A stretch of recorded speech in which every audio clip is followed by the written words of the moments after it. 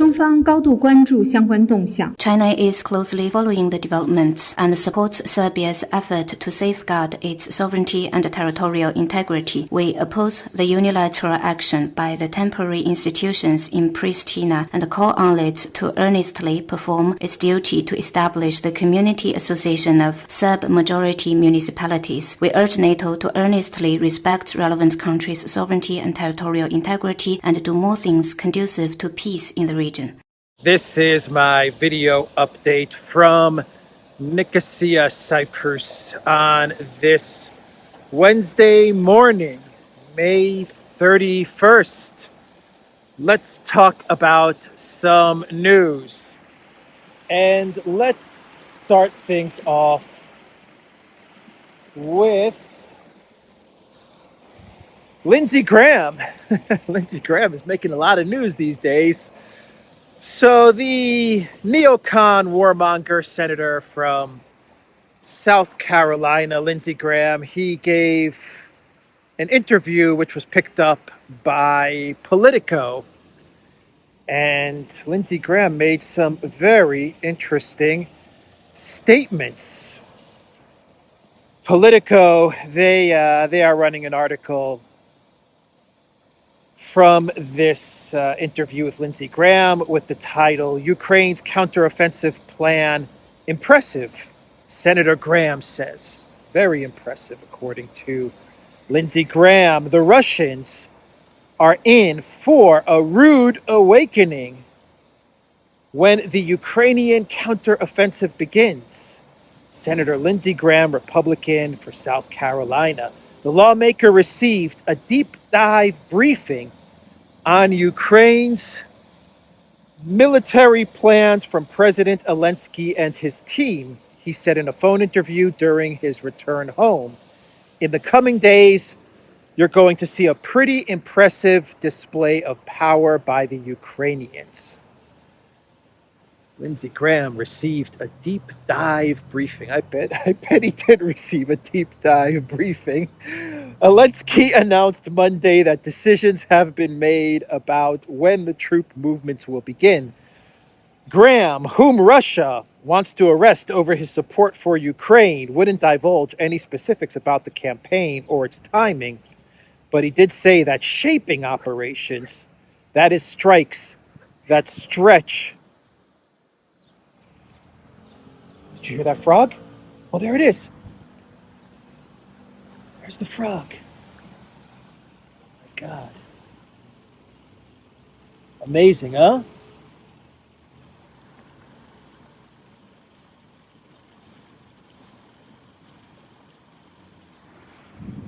I got distracted by the frog, but we finally saw the frog. Or we saw one of the frogs. Let's get back to the news. Where was I? Shaping operations. Let's see. He did say that shaping operations, that is strikes that stretch Russian defenses and worry Moscow's planners about what's coming next, have already begun, which means the counteroffensive itself is likely to begin relatively soon.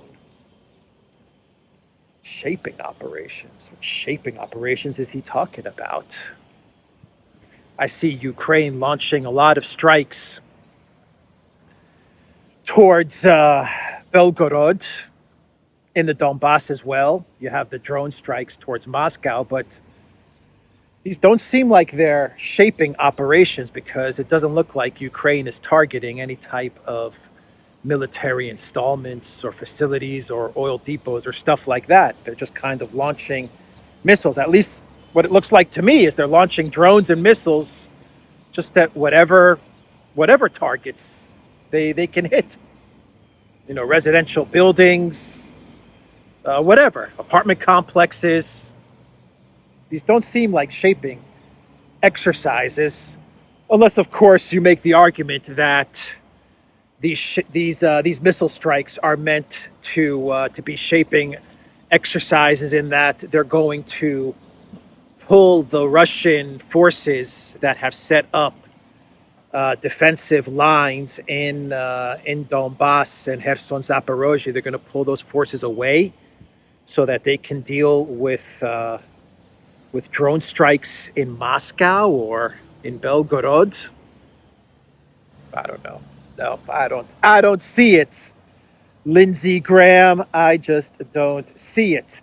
The Politico article also lies a little bit because they say Graham is wanted by Russia because of his support for Ukraine. That's not exactly accurate.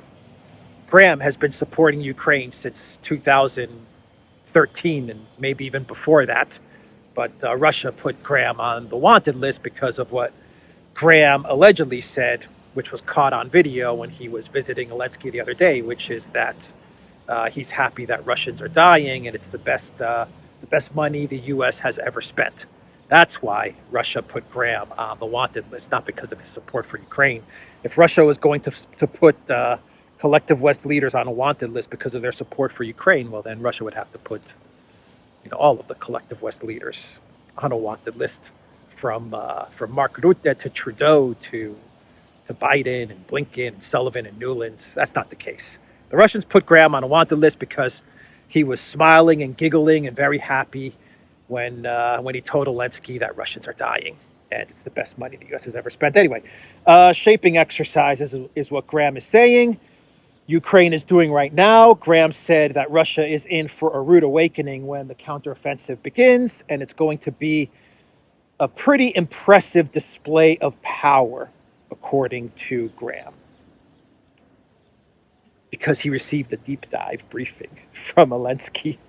Deep dive briefing. So look, here's my take on this impressive display of power that Graham says we are going to see very soon. I think we're going to see the offensive very, very soon. I believe we'll see it in June. That's when I think we'll see the offensive. It's going to come in June. Now,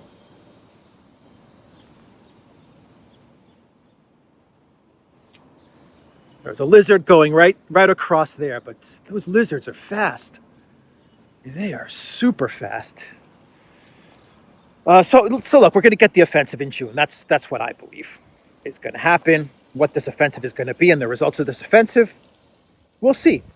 We will see. There's no doubt that over the past weeks, the collective West has been lowering the expectations of the offensive quite a lot. Like 2 months ago, we were hearing news that this offensive was going to capture Crimea and was going to make its way even to Rostov or Voronezh. I'm exaggerating there a bit, but the collective West, as well as Zelensky officials, they said that they are going to be in Crimea.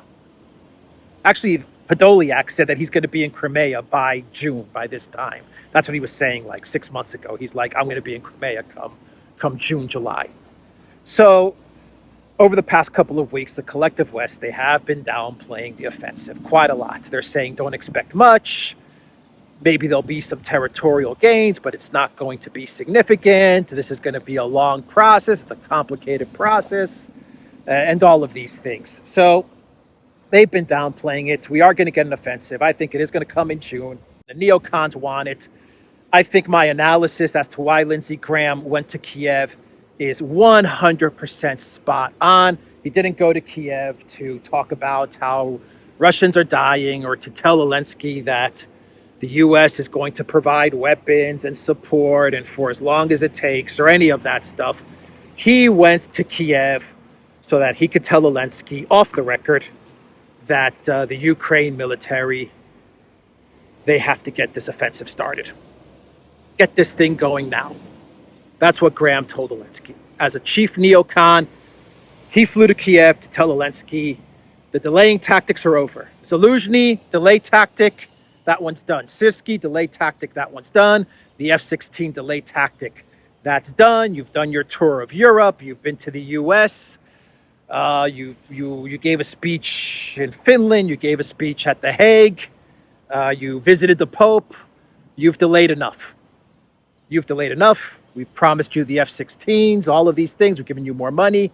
Now we want the offensive. We've given you everything you need to launch the offensive. You've got all the intel, all the surveillance.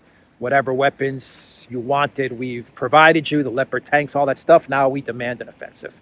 That's what Graham told Zelensky when he went to Kiev. That was the purpose of his trip to Kiev.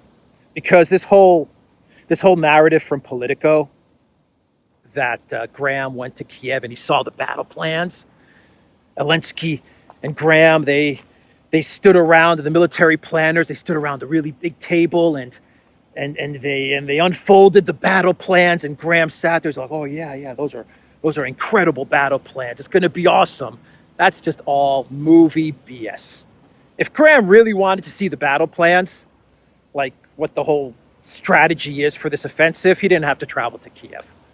He could have just called up the Pentagon and walked down the street in DC, and they would have told him what the battle plans are, what the strategy is. Now, they know the strategy, but they want the Ukraine military to fight. So they'll give Zelensky the strategy, they'll tell him which direction to go, they'll tell him what to do, but they want the Ukraine military to get a move on. And obviously the Ukraine military is like, we don't want to get a move on. We don't want to do this. This is not going to turn out well for us. You're sending us to die. That's what's going on here. But this whole Political article, Graham went to Kiev and he saw the battle plans. Give me a break. Graham could have gone to the Pentagon and he would have gotten all the battle plans he needs to see. Anyway, so that's the article from Politico. That's what Graham said. Politico also says that Podolyak, an Zelensky advisor, Zelensky's BFF Podolyak, he seemed to confirm that shaping operations started this month. In a CNN interview on Tuesday, Podolyak said, everything that is happening now is a precursor to a counterattack, a necessary precondition, Podolyak said. Asked if he thought Ukraine could push Russia back out by the end of the year, according to Politico, Graham didn't say yes. What he did say was that the initial priority should be taking back some strategic locations. You see what I mean? Even Graham has to downplay the effectiveness of this big offensive. So, according to Politico, Graham saw this battle plan, and he said it's going to be awesome. It's going to be an awesome display of power. And then towards the end of this Politico article, Graham's like, yeah, we'll be lucky if we get a couple of strategic locations. All right. So Podolyak is also saying that there's a shaping operation going on. Financial Times also reported the other day that Ukraine is involved in a shaping operation. That's what the drone strikes in Moscow are. That's what the HIMARS in Lugansk and Donetsk, that they're launching the missiles in Donetsk and Lugansk. That's what that is. It's a shaping operation. I've seen videos with Patrick Lancaster, and he's shown the HIMARS rockets like hitting residential apartment buildings. I don't understand what kind of shaping operation they're talking about. I don't understand what shaping operation the Financial Times is talking about. But anyway, they're even saying this is a shaping operation. Podolyak also put out a tweet 2 days ago, May 29th. He put out a tweet where Podolyak is calling for a demilitarized zone. How about that? Podolyak is also calling for a demilitarized zone, but Podolyak's idea for a demilitarized zone is not a demilitarized zone in Ukraine or in Kharkov or something like that, which is along the lines of what the Chinese are floating out there, and also what some U.S. officials, like I believe Sullivan, my hunch is Sullivan, they're also floating out some sort of freeze or pause in the conflict with perhaps a demilitarized zone in Ukraine, most likely in Kharkiv, and probably moving down towards the center and around the south of Ukraine. But Podolyak's demilitarized zone in this tweet is for Russian territory. Podolyak wants a demilitarized zone in the Russian Federation. He doesn't even call it the Russian Federation. He says the regions of Russia, hinting at the breakup of the Russian Federation. Anyway, here is Podolyak's tweet from May 29th. The key topic of the post-war settlement should be the establishment of safeguards to prevent a recurrence of aggression in the future to ensure real security for residents of Kharkiv, Chernihiv, Sumy, Zaporozhye, Lugansk, and Donetsk regions and protect them from shelling. It will be necessary to introduce a demilitarization zone of 100 to 120 kilometers on the territory of Belgorod, Bryansk, Kursk, and Rostov republics, probably with a mandatory international control contingent at the first stage. Yeah. Yeah, right. Just listen to what this guy's saying, or understand, read what this guy is saying in his tweet, that the collective West, they're going to set up a demilitarized zone inside of Russia, monitored and policed by collective West NATO troops. Yeah, right. Yeah, right. In the regions of Belgorod, Bryansk, Kursk, and Rostov. Yeah. And this is after the breakup of the Russian Federation, by the way, because he's saying that these are going to be regions, not part of the Russian Federation, but breakaway regions and republics. Sometimes I wonder if guys like Podolyak actually believe this stuff, or if they're just coming up with the most outrageous ideas they can think of and just tweeting them, because why not? You know, maybe he's saying to himself, let me just tweet this out there. Let me tweet some war propaganda, some conflict propaganda. It doesn't matter anyway, because when all is said and done, I'm going to be living in a huge villa somewhere in Italy, sipping on some fruity cocktails with Maloney. Maybe that's what he's thinking. So for him, it's what do I care? Let me just tweet out something outrageous. Or if he actually believes this stuff, I can't believe that these guys are actually buying into this, actually believe these types of tweets. But who knows? Who knows? Let's now talk about someone who when he speaks, I believe people should take what he says seriously, and that is Russian President Vladimir Putin. And he made some very interesting comments yesterday, caught on video, and Putin was making comments about the Moscow drone strikes. So reporters, they asked him about the drone strikes in Moscow. And Putin said, he confirmed that Russia has indeed launched missile strikes and drone strikes, successfully hitting the Intel headquarters of Ukraine, the GUR Intel headquarters of Ukraine in Kiev. And Putin hinted at more strikes towards Ukraine inside of Kiev, targeting decision-making centers. That is bad news for Zelensky, for Podolyak, for Reznikov, for Budanov, for Danilov, all of these guys. That is very, very bad news for them. Now, I don't know if this strike on the GUR, the headquarters of the intelligence service in Kiev, I don't know if this is just like a one-off warning, or if this is going to now be a pattern. But if I was like Reznikov and Zelensky and Podolyak, Budanov, I would be like hoping that this is just like a one-off warning and Russia will leave it at that. Because if this is a pattern, then those guys are going to be making a lot of trips outside of Ukraine. I can see Zelensky booking some flights right now and making some reservations on booking.com in hotels throughout Europe at this very moment, because if this is going to be a pattern, and if Putin is basically telegraphing that Russia's going to now start hitting decision-making centers, if I were these guys, I would be getting on a plane and and making my way to Amsterdam or London or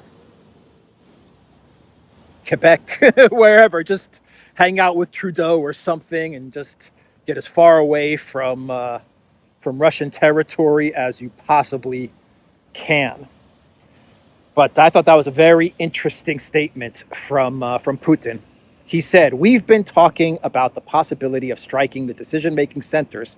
Naturally, Ukraine's military intelligence headquarters falls into such a category, and it was hit 2 or 3 days ago," Putin stated. Now, I did a video, I think about a week ago, and I said that Budanov is in big, big trouble. Budanov, you should have been watching my video. You should have been watching my video. Budanov is in big, big trouble. When he made those statements like 2 weeks ago, or maybe like even a week ago, that he was the mastermind, he hinted at the fact that he was the mastermind behind the deaths of Russian journalists and politicians like Daria Dugina. When he made that admission, I knew right then and there that this guy is going to be in big, big trouble. That's what I think is going to do Budanov in, is his big mouth and his false sense of security that Nuland and Blinken are going to protect him. That's what's going to do him in. Putin also made another interesting statement, admission. He said that Moscow's anti-aircraft defense fared okay in repelling the drone attacks towards Moscow the other day. He admitted that there is still room for improvement.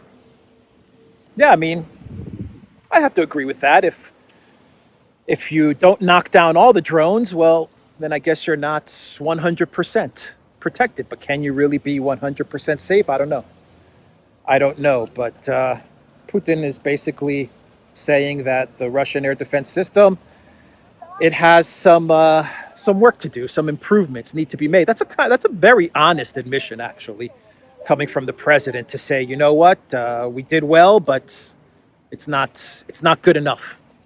I think that's a pretty honest admission, especially coming from the president of a country which, without a doubt, has the best air defense systems in the world.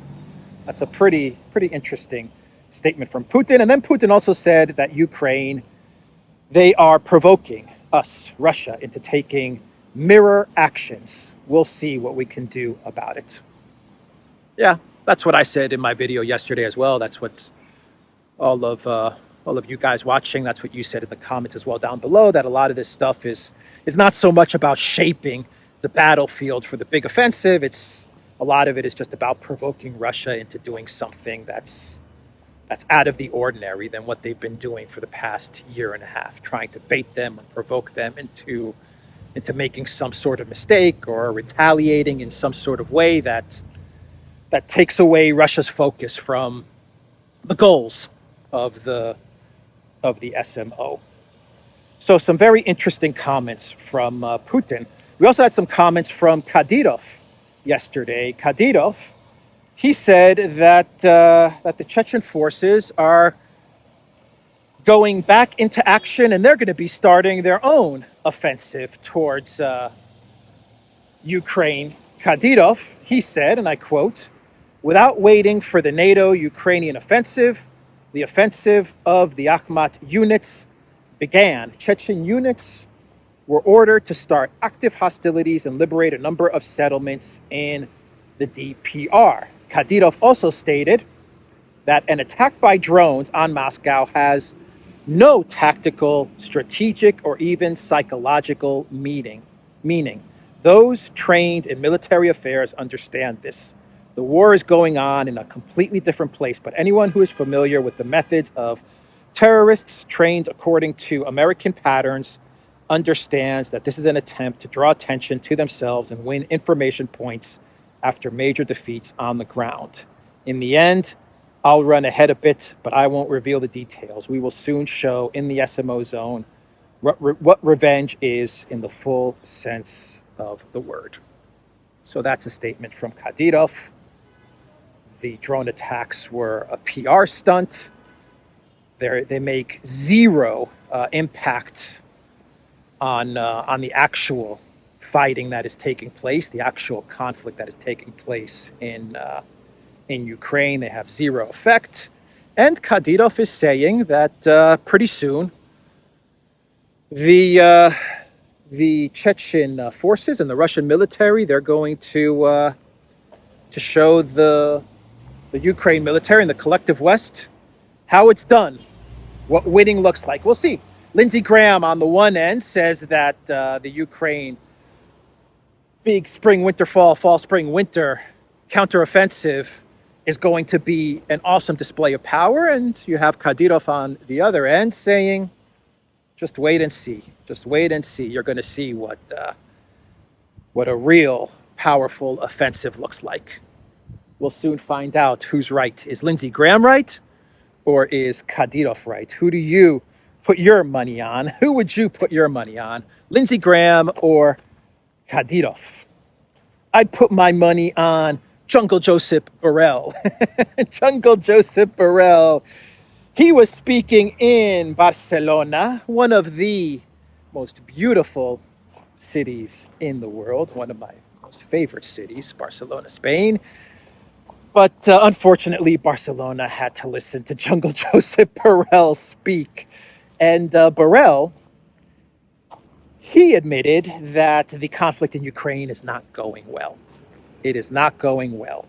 And Borrell also stated that he is not optimistic about the situation in Ukraine, and he sees the clear will of Moscow to win the conflict.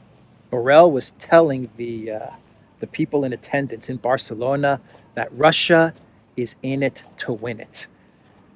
We've moved past the stage of negotiations. We've moved past the ideas of a frozen conflict or a pause in the conflict or demilitarized areas or zones or anything like that.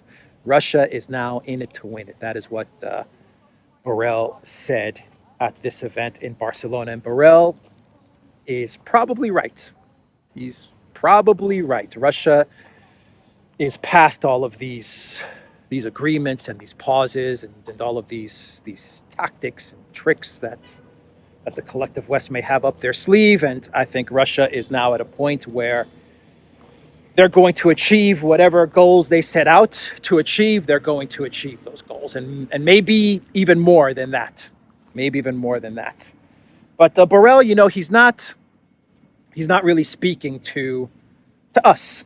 And we did a video on the Duran, me and Alexander, which is going to go up today. And Alexander made the excellent point that when Borrell is saying this about how negotiations and pauses in conflicts and demilitarized zones, when Borrell is saying that these types of ideas are just not going to resonate with the Russians anymore, Borrell is not speaking to all of us. He's speaking to people like Sullivan and people who are in the collective West that have all of a sudden realized that Ukraine is losing and that Ukraine cannot win this conflict.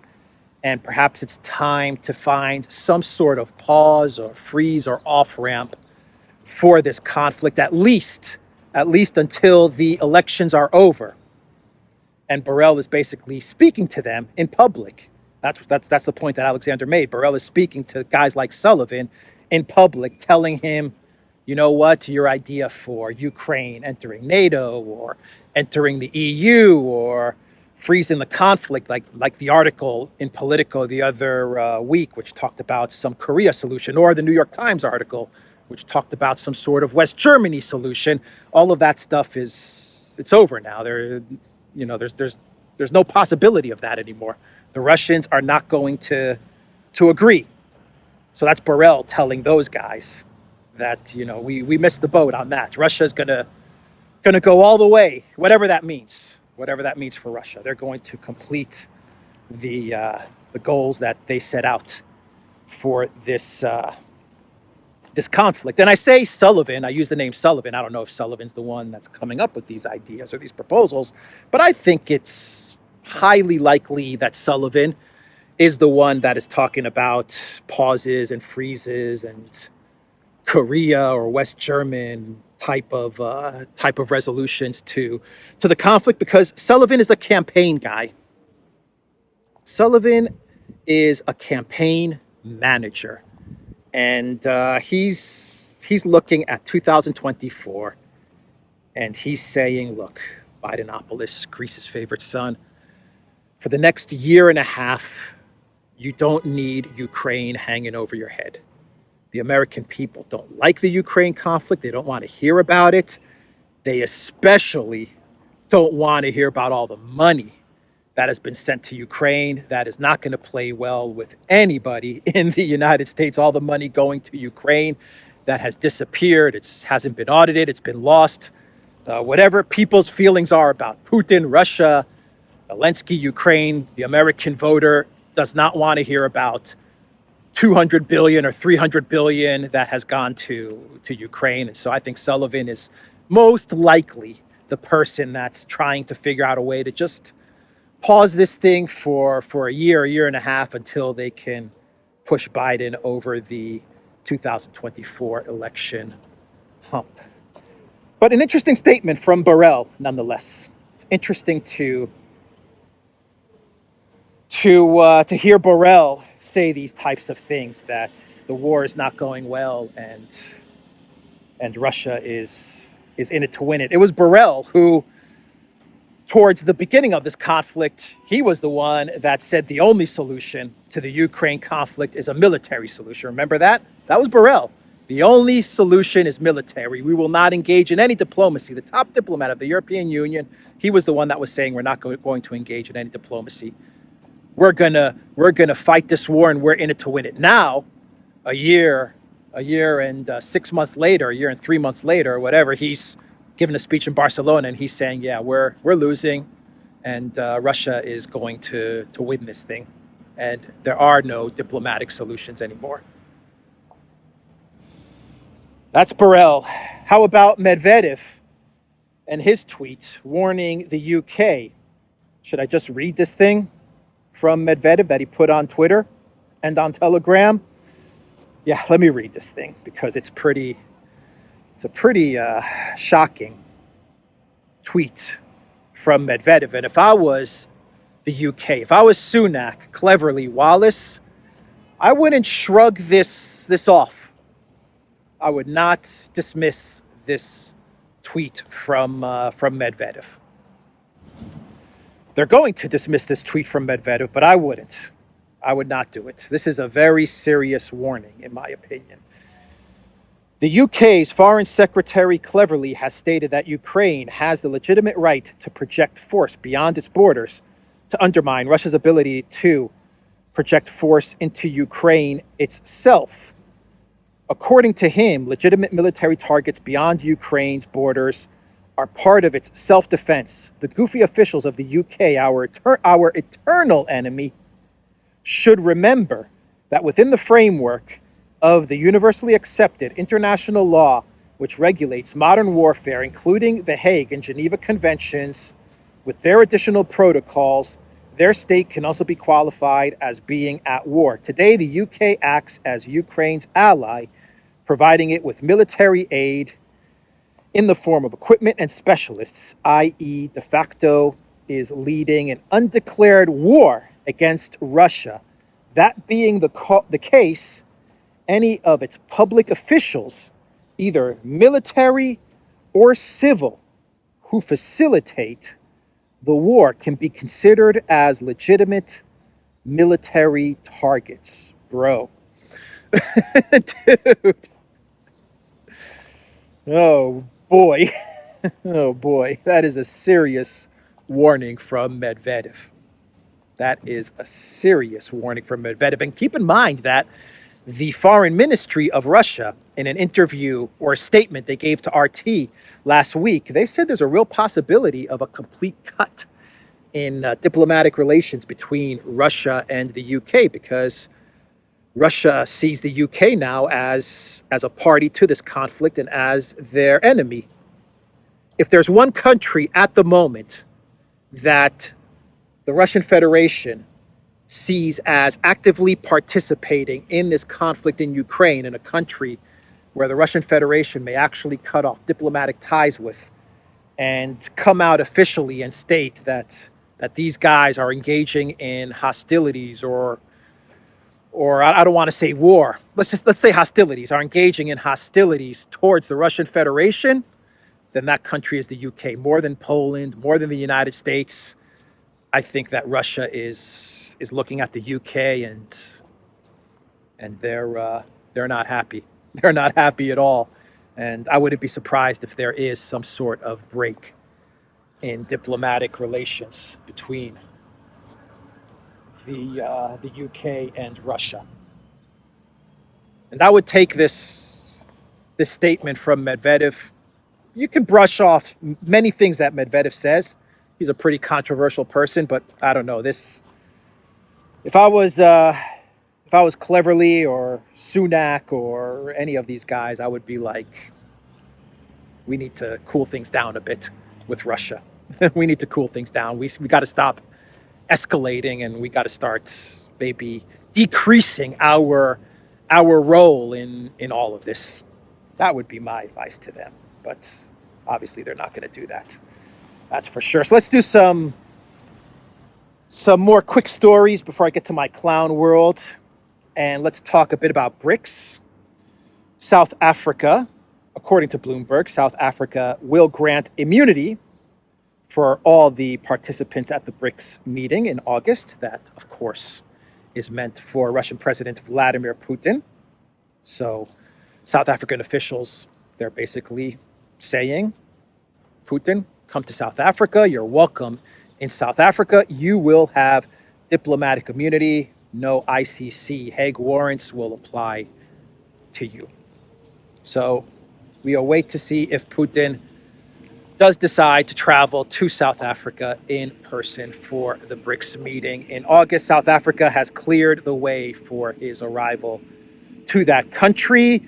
Maduro of Venezuela, he said that they are planning to join BRICS. Venezuela wants to join BRICS. That would be interesting.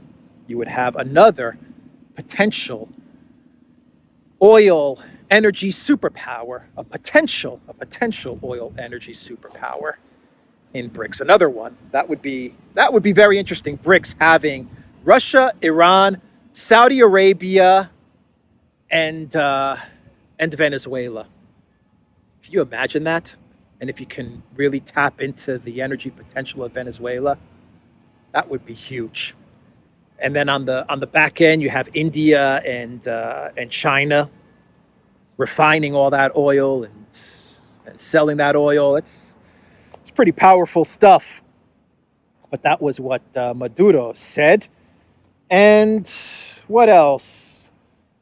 The Chinese payment system, UnionPay, has overtaken Visa on the global debit card market, according to Nielsen research. How about that? Last year, Visa was the leader. This year, UnionPay is the leader. MasterCard is really falling behind. UnionPay is number one. Visa's number two. MasterCard is a distant third, according to a study by Nielsen. And what does Nielsen say is the reason for UnionPay's rise to number one and Visa's decline to number two? Sanctions against Russia. Sanctions against Russia.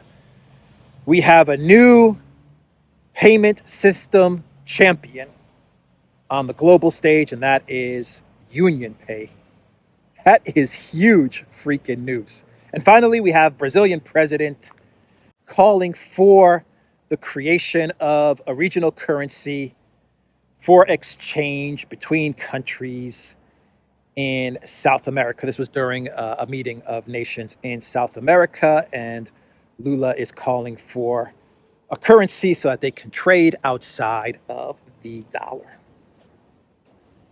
Lula is really turning out to be a real pain in the butt for the USD and for the Biden White House. The Biden White House thought that they would have an ally in Lula, and instead Lula has turned completely towards, not completely, but mostly towards BRICS. What does that tell you? Take a step back, big picture. What does it tell you when you see the president of Brazil saying, you know what, I need to focus on BRICS? When you see Erdogan saying, you know what, I need to focus on BRICS. When you see Saudi Arabia saying, you know what, I need to look at China and Russia and BRICS, what does that tell you? If the war was going well for the collective West, would they be doing this? No, of course not. They would be all in with the Biden White House, with the collective West, with Europe. But they're not. What does that tell you? It tells me that all of these world leaders, they also see the battle plans that Lindsey Graham is seeing. And you know what they're saying when they're looking at the battle plans? They're saying, Russia's got this one. Russia's got this one. That's what they're saying. Anyway, let's do a clown world and we will wrap this video up. And in this clown world, we go to Germany and the Green Party. The Green Party in Germany, they have a proposal to reduce meat consumption. They want Germans to consume no more than 10 grams of meat per day. 10 grams of meat per day. That's how you're going to save the climate. You want to destroy your country? You want to destroy your country? Just elect Greens. There you go. That's the formula to destroy your country. Elect the Green Party to government. Annalena Baerbock and all of these people, Habeck. That's how you destroy what was once a prosperous, powerful, economic powerhouse engine of the world. A respected country. That's how you destroy it. You elect the Greens. That's all you need to do. That is all you need to do. 10 grams of meat. Boy, they can never get that one through in Cyprus or Greece. In Cyprus and Greece, we love our meat. Are you kidding? 10 grams of meat. Get out of here. I don't know. I think it's the Mediterranean in us, the Southern European Mediterranean. When it comes to food, we want to eat meat. So anyway, that's the video, everybody. TheDuran.locals.com. We are on Rumble, Odyssey, BitChute, Telegram, and Rockfin. And go to the Duran shop, pick up a Duran backpack, 10% off. Use the code. Good day. Take care.